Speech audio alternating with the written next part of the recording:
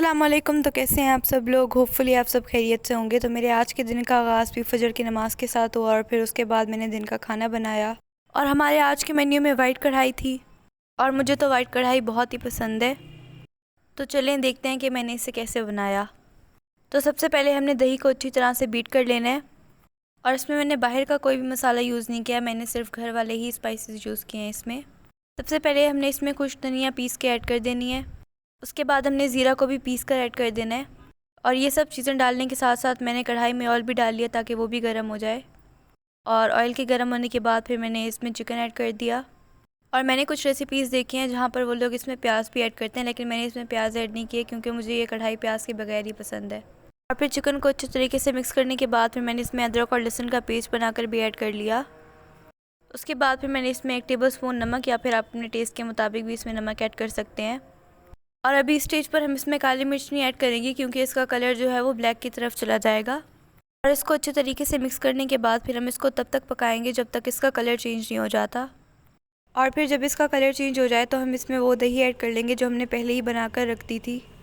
दही ऐड करने के बाद फिर आपने ये मेक श्योर करना है कि आप इस स्टेज पर इसको हाई फ्लेम पर पकाएंगे। दही को मिक्स करने के बाद फिर हम इसको लो फ्लेम पर पकाएंगे क्योंकि हमारा जो चिकन है उसने दही के अंदर ही टेंडर होना है, हमने इसमें पानी नहीं ऐड करना। और आजकल इतनी गर्मियाँ है तो कुछ लाइट खाने को ही दिल करता है और ये कढ़ाई भी बहुत लाइट है, तो फिर मैंने सोचा कि यही कढ़ाई बना लेती हूँ।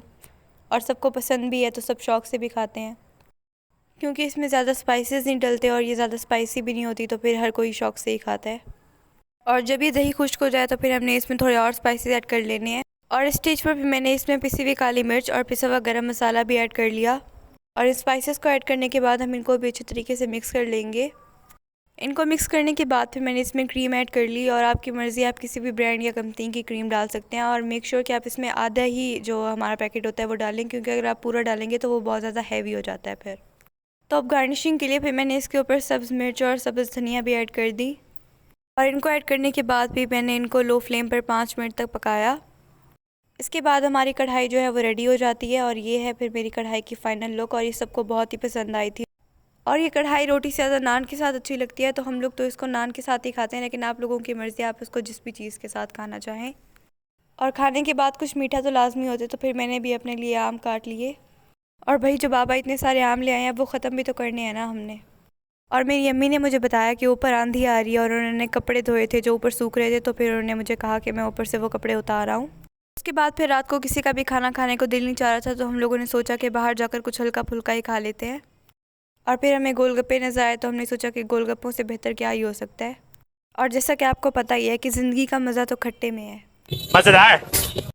उसके बाद फिर घर आकर मैंने ईशा की नमाज़ पढ़ी और नमाज़ पढ़ने के बाद फिर मैंने एक और नावल पढ़ा और आज मेरा ये नावल ख़त्म हो गया है। और नावल पढ़ने के साथ साथ फिर मैंने ये नावल भी पढ़ी थी, फिर मैंने आज उसको ख़त्म कर लिया है। और इसकी सैड एंडिंग थी तो मुझे काफ़ी अफसोस हुआ। और वैसे मुझे पता था कि इसकी सैड एंडिंग है जो मैंने इसको लिया था, लेकिन फिर भी मुझे शौक़ था इसको पढ़ने का। और फिर यूँ ही मेरे व्लॉग का इख्तिताम होता है। तो अगर आप लोगों को ये वीडियो अच्छी लगी हो तो इस वीडियो को लाइक कीजिएगा, मेरे चैनल को सब्सक्राइब कीजिएगा और हमें दुआ में याद रखिएगा। अल्लाह हाफ़िज़।